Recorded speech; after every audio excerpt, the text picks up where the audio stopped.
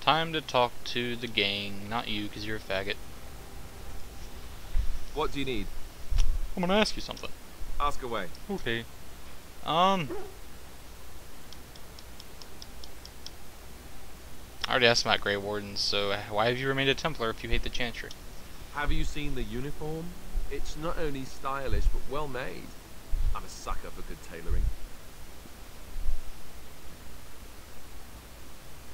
Oh, I don't think I've ever seen you wearing it. Ha ha ha ha. I keep it hidden under my pillow. Sometimes I'll take it out just so I can hug it fondly and remember the good old days.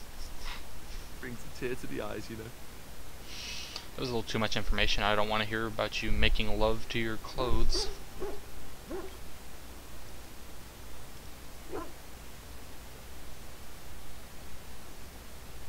What's the real reason? You don't really want to know about my being a Templar, do you? It's really quite boring. Well, you don't have to tell me then. I was just curious. Then let's just get back to what we were doing. No Ah. offense, but I'd really rather not discuss it.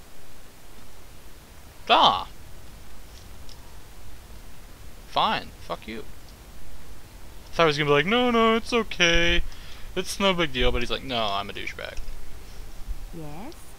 Something you need? Your boobies. Let's talk. Yes? What's on your mind? Your boobies. Why did you decide to come to Ferelden? My mother was from Denerim, and I consider myself a Ferelden. Mother served an Orlesian noblewoman who lived here when Orlais ruled. When Orlais was defeated, and the common folk began to resent the presence of any Orlesian, the lady returned to Orlais. She took my mother with her. I was born in Orlais, and did not set foot in Ferelden till much later. Mother was always telling me stories of her homeland. I think she missed it. Why did she leave Ferelden? Or what happened to your mother? Mother died when I was very young. Lady Cecily let me stay with her. I had no one else. She was quite old then, and she had me study music and dance to entertain her.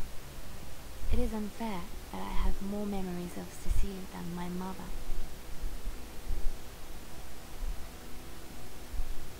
You were young, it's understandable.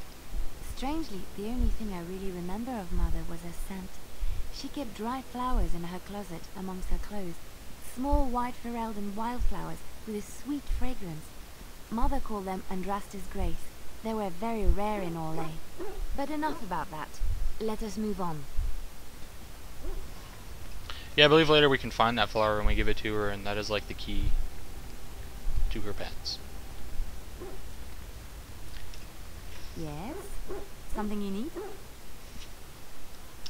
Yes? What's on your mind? Do you really want to? Okay, that's enough sexy sex jokes. Yeah. Do you miss anything about Orlais? I miss Valroyaux. Unlike other cities where the people are the lifeblood and the character, Valroyaux was her own person, and her people little more than decorations. There was always music in Valroyaux, streaming from the many windows, quiet refrains and triumphant choruses, and always, floating above that all, the chant, coming from the grand cathedral. It was magnificent. Orzammar is magnificent too, until you get butt-fucked by your brother and sent out into the shitty, yeah. Yes, I'm sure it is. But every city has a different personality. It is hard to describe. You have to be there. Of course there are good things and bad things about Orlais, like anywhere else. Sometimes I miss it dearly, and sometimes I'm glad I'm rid of it. And you will laugh at this, but I miss the fine things I had in Orlais.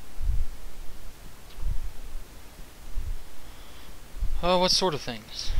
Dresses, fine dresses and furs, and shoes, of course. One can't mingle with nobility with bad shoes, you see. Orlais is very fashionable, almost ridiculously so. But the shoes! Living with those ridiculous trends was worth it for the shoes.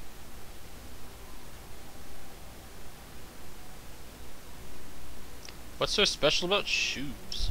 Well, they're shoes. Oh shit. They're pretty. Some of them anyway. When I left Orlais, The fashion was shoes with delicate tapered heels and embellishments in the front. A ribbon, perhaps, or embroidery. In soft colors, of course. It was spring. Wouldn't that be hard to walk in? I wouldn't want to run in it, or have to enter battle, but for lounging in a lady's sitting room, perfect. The shoes made in Olay were exquisite. Not at all like these clunky fur-lined leather boots you have in Ferelden. Ugh, just look at them. You don't need fancy shoes to make you beautiful. Thank you. It's kind of you to say so, even wearing these mud-covered horrors. They're sturdy shoes, but sometimes a girl just wants to have pretty feet. Oh, I could talk about shoes all day, but we have things to do, don't we? So Liliana is a bisexual with a foot fetish. You kinky little whore. Yes? Something you need? Yes? What's on your mind? Tell me about tales from your minstrel days. Lol minstrel. Of course I do. I love stories far too much to keep them to myself. Everyone should be able to benefit from them, I think.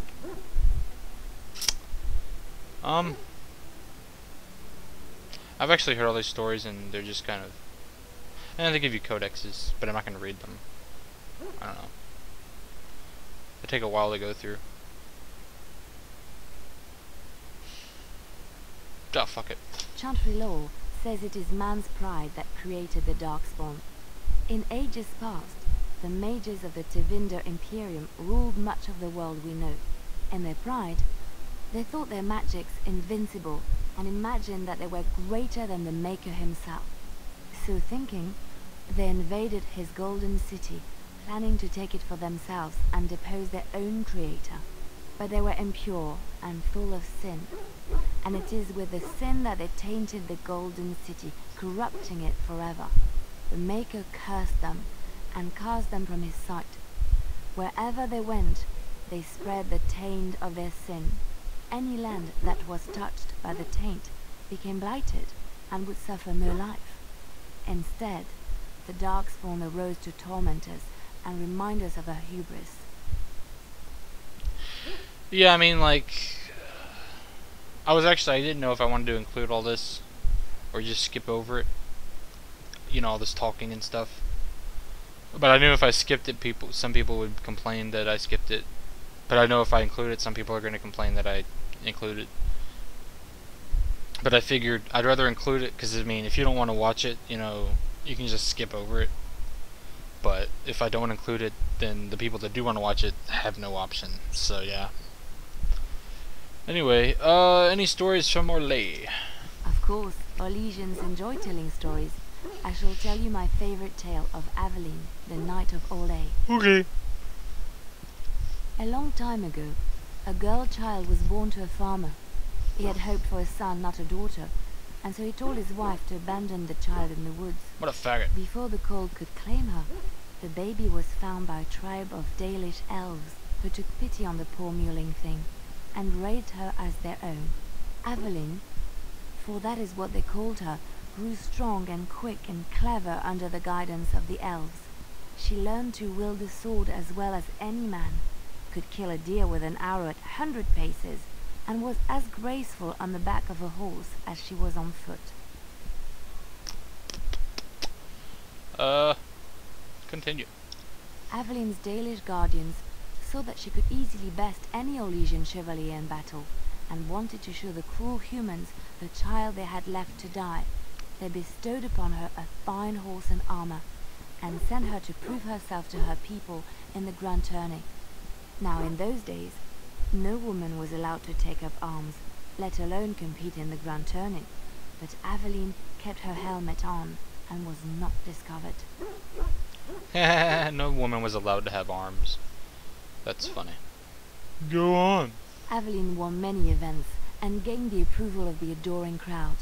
Eventually, she came face to face with the knight Kaleva in the grand melee. Aveline had already bested him in the joust, and Kaleva was determined not to lose a second time. Out of desperation to regain his honor, Kaleva tripped Aveline and tossed her to the ground, ripping off her helmet as he did so. Silence fell upon the arena as Aveline was revealed. Kaleva declared the previous competitions invalid. A woman had taken part, and this was not allowed. But the crowd cheered for Aveline. Kaleva was furious, for he had lost to a woman and was now being shamed. Blinded by his rage, he forced Aveline to her knees. "Know your place, woman," cried he, and slit her throat.